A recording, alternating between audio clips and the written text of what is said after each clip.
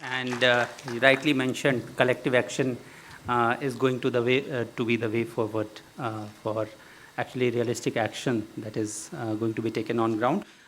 We also have हमारे साथ श्री राजकुमार राउत जी हैं, one of the youngest MPs in India. अभी अभी उनसे बात हुई है, उन्होंने कहा 3-4 मुझसे भी यंग हैं.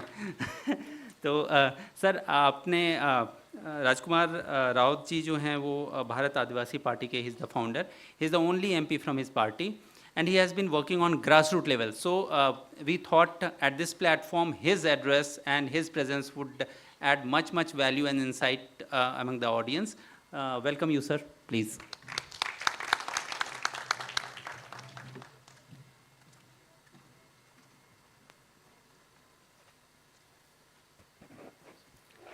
सभी साथियों को जय जोहार।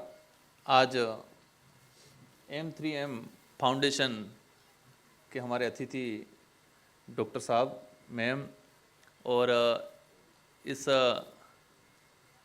जितने जो CSR से संबंधित, गवर्नमेंट से रिलेटेड और PM क्लाइमेट कमेटी से आए हुए हमारे सर, आज मैं सुन रहा था जब हमें जानकारी मिली कि क्लाइमेट चेंज को लेके एक कार्यक्रम किया जा रहा है और पॉलिसी मेकिंग के रूप में कुछ मेंबर ऑफ पार्लियामेंट को बुलाया जा रहा है। यहाँ पर आके कुछ वक्ताओं को सुना मैंने और महसूस हुआ कि जिस प्रकृति ने हमें एक शानदार जीवन दिया था जीने के लिए, और हमने अनावश्यक सुख सुविधा अर्जित करने के लिए इसको खुर्द बुर्द कर दिया गया है। हमें जीवन यापन करने के लिए कुदरत ने बहुत कुछ दिया था और वही हमारी ज़रूरत थी, लेकिन अनावश्यक चीज़ों को या अनावश्यक सुख सुविधाओं को अर्जित करने के लिए उसको खुर्द बुर्द कर दिया गया। इसके परिणाम आने वाले समय में किस तरीके से क्या भयंकर आएंगे, शायद मुंबई से हमारे प्रोफेसर साहब बता रहे थे, उसके बारे में बता दिया। काफ़ी कुछ आंकड़ा भी बताया, किस तरह से कार्बन डाइऑक्साइड, किस तरह से ऑक्सीजन लेवल, किस तरह से क्लाइमेट पोल्यूशन। आज मेरा जो परिचय सर ने बताया, मैं सिंगल मेंबर हूं और मेरी सिंगल क्षेत्रीय पार्टी है। मैं बताना चाहूँगा और मुझे बताते हुए खुशी भी होगी कि देश के अंदर जो पार्टियां हैं उनकी एक आइडियोलॉजी होती है और भारत के अंदर मुख्य रूप से दक्षिणपंथी, वामपंथी और मध्यम, 3 विचारधारा मुख्य रूप से माना जाता है। एक दक्षिणपंथी, वामपंथी और मध्यम। और हमारी पार्टी की जो आइडियोलॉजी है, हमने जब इस पार्टी का निर्माण किया उस समय हमारी आइडियोलॉजी में इन तीनों से अलग हमारी जो आइडियोलॉजी है प्रकृतिवादी आइडियोलॉजी। हमारी आइडियोलॉजी है प्रकृतिवादी। और मैंने शुरुआत में जो संबोधन किया जय जोहार, शायद कई साथियों को समझ में शायद नहीं आया होगा, आप उसका गूगल पे सर्च करना। इसका अर्थ है इस प्रकृति की, वनस्पति की जय। इसका अर्थ ही हमारा जो संबोधन है जय जोहार, उसका अर्थ है प्रकृति की जय। मतलब प्रकृति में हम सब आ गए, मानव मात्र की जय, प्रकृति की जय। और हमारी आइडियोलॉजी भी प्रकृतिवादी। आज जिस तरह से देश के हालात या विश्व के जो हालात हैं क्लाइमेट को लेके, और मैं जिस विचारधारा या मैं जिस समुदाय से आता हूं, आपने सुना होगा राजस्थान के अंदर 1736 के आसपास इस पेड़ पौधों को बचाने के लिए 300 लोगों ने जान गंवाई थी। वो जान भी कैसे गंवाई थी, पेड़ से लपेट गए थे वो। जब पेड़ को काटा जा रहा था उस समय पेड़ से लपेट गए थे वो, और जो मशीनें थी उनको उन शरीर पे चलाया गया था। हमारा जो ट्राइबल कम्युनिटी है, वो ट्राइबल कम्युनिटी के अंदर आपकी जानकारी के लिए बता दूं कि मेरी जो गोत्र है रोथ, वो ट्राइबलों के अंदर 200-300 गोत्र है। इससे ज़्यादा हर गोत्र के लिए एक पेड़ दिया गया है कि आपको उसको जीवित रखना है, उसको कभी काटना नहीं है। जैसे कि मेरी गोत्र है रोथ, तो उसके कतार एक पेड़ है हमारा, तो उसमें हर गोत्र के लिए कि ये गोत्र है, रोथ है, कटारा है, जो भी गोत्र है, तो उसके लिए वो भगवान है। हर व्यक्ति को हर गोत्र को एक पेड़ दिया गया है कि इसको कभी जीवन में काटना नहीं है। तो ट्राइबल इलाके के अंदर संतुलन बना हुआ है। मुझे किसी लकड़ी की जरूरत है तो मैं दूसरे पेड़ के दूसरी लकड़ी को काटूंगा, जो मेरी गोत्र का है वो मैं नहीं काटूंगा, उसको हम पूजते हैं। और आज ट्राइबल इलाके के अंदर देखा गया है, अगर देखें कि पेड़ पौधे कई बचे हैं, ट्राइबल इलाके में बचे हैं, ये बात अलग है कि उन पे कई प्रकार के लांछन लगते हैं। मैं मेंबर ऑफ पार्लियामेंट बना, मैंने लोकसभा में क्वेश्चन लगा के एक जवाब मांगा, उसमें आया कि पिछले 6-7 सालों के अंदर 6000 फॉरेस्ट लैंड हमने लीज पे दे दी। जिस फॉरेस्ट लैंड को हम वहां से मतलब फॉरेस्ट जो पेड़ है, उन पेड़ों को काट दिया गया। बदले में कहा गया कि इतने पेड़ लगाए। कोई भी कंपनियां इंडस्ट्री को लेके अगर कोई भी खनन करता है, कोई इंडस्ट्री लगाता है, तो ये फिक्स जो पॉलिसी मेकर हैं या पॉलिसी इंप्लीमेंट कराने वाले जो लोग हैं कि इस कंपनी ने 1 लाख पेड़ काटे तो वो 10 लाख लगाएगा। हम खुश हो जाते हैं, सुनने में अच्छा भी लगता है कि 1 लाख काट रहा है तो 10 लाख लगा भी रहा है। शर्त है सिर्फ लगाने की, बड़ा करने की नहीं है। हमारा क्या है कि लगाने का, बड़ा करने का नहीं है। और वही आप सर्च करके देखो कि राजस्थान के अंदर ही विश्व रिकॉर्ड बनाया था, एक दिन के अंदर 6 लाख पौधे लगाए थे एक दिन में। और आज मौके पे जाएंगे हमको 60 पौधे भी नहीं मिलेंगे। तो जितने भी जो गवर्नमेंट जो पॉलिसी बन रही है, जो पॉलिसी को इंप्लीमेंट करा रहे हैं कि हम कह रहे हैं कि इस कंपनी को ये दे रहे हैं, जरूरत है, चलो कुछ चीजें जरूरत है तो हम किसी कंपनी को दिया है तो उसको कह रहे हैं कि हम इतना पेड़ लगा, वो लगा भी रहा है, लेकिन शर्त सिर्फ लगाने की, उसको बड़ा करने की नहीं है। और यही हो रहा है मेरे संसदीय क्षेत्र के अंदर। कल परसों हमने डाटा निकाला क्लाइमेट पे, परमाणु ऊर्जा संयंत्र जो लगाने वाला है, तो CSR फंड का 36 करोड़ रुपया इन्वेस्ट हुआ है और इसमें पेड़ लगाने पे उन्होंने 5 से 6 करोड़ रुपया खर्चा किया है, लेकिन लगाने पे उसको बड़ा नहीं करेंगे। जिस दिन हमारे सबके माइंड में ये नहीं होगा, मतलब ये आना चाहिए कि ये हमारे सबकी जरूरतें सरकार पे ही जिम्मेदार, मैं सरकार को भी जिम्मेदार नहीं ठहरा रहा हूं, हमारे सबकी भी जिम्मेदारी है, हम सब जिम्मेदार है इसमें।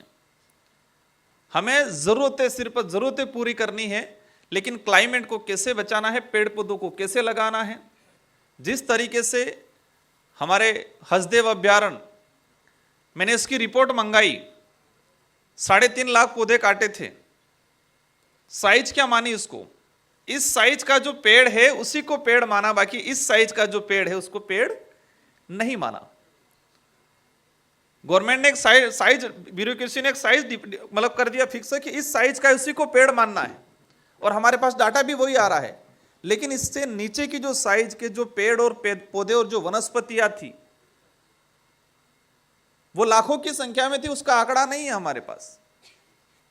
आज ट्राइबल इलाके के अंदर ये भी नहीं पता है कि CSR कोई फंड होता है, ये भी नहीं पता है कि क्लाइमेट को लेके गवर्नमेंट क्या कर रही है, लेकिन वो बरसों से करते आ रहे हैं। हमारी पार्टी में सर जान को खुशी होगी कि हमारा किसी का भी पार्टी पदाधिकारी का जन्मदिन होता है तो हम पौधे लगाते हैं, कम से कम 10 पौधे लगाने का हमारी पार्टी के आइडियोलॉजी में कर रखा है, संविधान में जोड़ रखा है कि किसी का पार्टी पदाधिकारी का जन्मदिन आया तो 10 पौधे लगाएंगे। और यही नहीं, हमारे गांव में पिपलांद्री, कोई भी बच्चा पैदा हुआ, विशेषकर बच्चियों के लिए है कि बच्ची पैदा हुई तो उसको 20 पौधे लगाने अनिवार्य है। बच्चा पैदा हुआ तो भी 10 पौधे लगाने अनिवार्य है। हर पेड़ को एक भगवान की तरह पूजना है। मैं शादी करके गया तो मैंने शादी के लिए, मतलब शादी के लिए जब गया, बारात निकाली तो हमारा जो पेड़ था उसको पूज के फिर शादी करने गए, उसकी पूजा करके, क्योंकि उसको हम भगवान मानते हैं। जब किसी की डेथ होती है, उसका जो समाधि स्थल कोई बनाया है तो वहां पर भी पेड़ लगाएंगे। ये चीजें जब तक, क्योंकि ट्राइबल इलाके में जो काम हो रहा है वो न तो गवर्नमेंट पे निर्भर है, उल्टा गवर्नमेंट या ब्यूरोक्रेसी या हम कंपनियां, बड़ी बड़ी कंपनियां उनको डिस्टर्ब करते हैं। वो खुद ही अपने आप की और यही देश लेवल पे जहां पर ट्राइबल है वहीं पेड़ जंगल या फॉरेस्ट बचा हुआ है, और जहां से ट्राइबल खत्म हुआ है वहां पर ये चीजें नहीं रही है। और कहीं ये जितने सामाजिक संस्थाएं हैं, जितने एनजीओ हैं, हम लोग दिल्ली के आसपास, बड़े शहरों के आसपास ही जा पाते हैं, जहां जरूरतें हैं, जहां से आपको भी कुछ सीखने मिलेगा और जो लोग काम कर रहे हैं उनको राहत मिलेगी, वहां तक नहीं जा पाते। तो मेरा यही इस कार्यक्रम में है कि उस इलाके में जाने की जरूरत है जहां हसदेव जैसा है, जहां छत्तीसगढ़ का बस्तर है, जहां राजस्थान का हमारा डूंगरपुर बांसवाड़ा है, ऐसे इलाके में आपको बहुत कुछ सीखने मिलेगा। और हमें उस वहाँ जो लोकल जो काम करने वाले जो लोग हैं उनको आप लोगों की ज़रूरत है सख्त। हमारे सहायता समूह बने रहते हैं महिलाओं के, और महिला इस मामले में वर्क करती है एक समूह के रूप में। अगर इस तरह से ऑर्गेनाइजर अगर उनको मदद कर देगा तो काफ़ी कुछ परिवर्तन हो सकता है।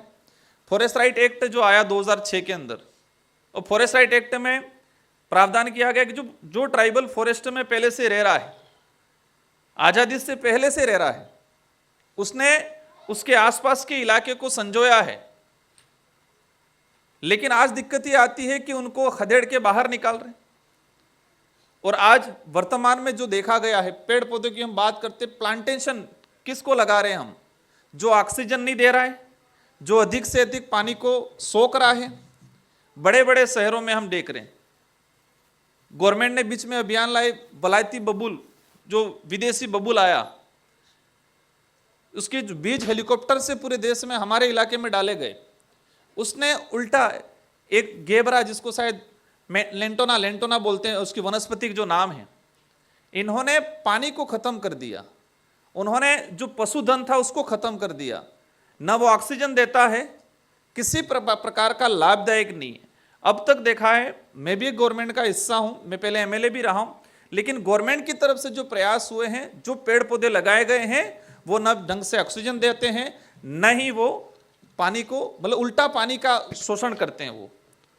तो जिस तरह से हमें पुराने जो प्राचीन जो वनस्पति है जो आज लुप्त हो रही है, कई ऐसे पेड़ पौधे जिनके बीज लुप्त हो रहे हैं, इनके संरक्षण पे काम करने की जरूरत है। और मुझे खुशी है कि हमारी खुद की हमने एक संस्था बनाई है, उसका नाम है प्रकृति वेलफेयर सोसाइटी। और हम खुद जो ऐसे बीज जो लुप्त हो रहे हैं, ऐसी वनस्पतियां जो हमें सख्त जरूरत है, इनका बीज संग्रहण का हम लोग काम कर रहे हैं। और मुझे उम्मीद है कि आप में से कई साथी हमें मदद करेंगे। और पॉलिसी मेकिंग का जो काम है, हम सरकार में भी समय समय पे पार्लियामेंट में ये चीज़ें उठाते रहते हैं कि लगाने तक सीमित नहीं रहना है, लगाने से बड़ा करने तक। कोई भी कंपनी या गवर्नमेंट किसी पेड़ को लगाने में 1000 रुपया खर्चा करती है, तो 1000 को सिर्फ 100 रुपया लगाने में खर्चा करना है, या 200 रुपया, 800 रुपया तो उसको बड़ा करने में लगाना पड़ेगा। बड़ा करने में नहीं लग रहा है। तो ये चीज़ें हमें सख्त ज़रूरत है। आपने मेरी बात को सुना, मुझे उम्मीद है कि समझा होगा, और अवश्य हम सब मिलके, क्योंकि इसका परिणाम अभी तो हमें इतना नहीं भुगतना पड़ेगा, आने वाली पीढ़ियों को भुगतना पड़ेगा। और प्रोफेसर साहब कह रहे थे, तो हम हमारी स्पीच में कहते हैं, क्लाइमेट को लेकर जब बात आती है और जल जंगल जमीन हमारा नारा है, तो हम कहते हैं कि आज हमारे पूर्वजों को हम अगरबत्ती दिया करते हैं, लेकिन जिस तरह से हम प्रकृति का शोषण कर रहे हैं, दोहन कर रहे हैं, तो आने वाली पीढ़ियां हमारा अगरबत्ती दिया नहीं करेगी, वो हमारी पूजा नहीं करेगी। उनको पता भी चल जाएगा इस जगह पे उनका कुछ है, तो वो उखाड़ के फेंक देंगे, क्योंकि वो समझेंगे कि हमारे पूर्वजों ने अनावश्यक या फिर मतलब जरूरत से ज्यादा सुविधाओं को अर्जित करने के लिए प्रकृति का दोहन किया है, तो वो हमें पूजने वाले नहीं है। तो हम सब मिलके प्रयास करें कि इस देश के अंदर, साथ ही विश्व के अंदर क्लाइमेट को लेके हम बेहतर काम करें। और हमें अलग अलग इलाके में और ऐसी चीज़ों को, ऐसे पेड़ पौधों को चॉइस करना पड़ेगा जो अच्छी ऑक्सीजन दे, फल भी दे, अच्छी हवा, मतलब अच्छी ऑक्सीजन भी दे, और पानी को कम सोके। क्योंकि जितना जो अभी तक देखा गया है, गवर्नमेंट की तरफ से जितने जो पौधे आए हैं, उन्होंने तहस नहस कर दिया प्रकृति को। वो वनस्पति पे हमारे यहाँ पर पशुधन खत्म कर दिया गया, क्योंकि इस वनस्पति गवर्नमेंट ने उस पौधे लगाए, वो जो बकरियां हैं वो खा जाती है, गरीब की गाय बोला जाता है, वो खत्म हो चुकी है। तो इन सारी चीज़ों को मिलकर हमें सबने प्रयास करना है as a member of parliament की, मेरी ओर से भी, लोकसभा के अंदर भी, ऐसे कार्यक्रमों में भी, और हमारा पार्टी का तो खुद का एजेंडा ही है। और मैं इसीलिए इस कार्यक्रम में सम्मिलित हुआ कि मुझे भी कुछ चीज़ें सीखने को मिलेगी। इन्हीं शब्दों के साथ आप सबको धन्यवाद, आभार। जय जोहार, जय प्रकृति। Thank you.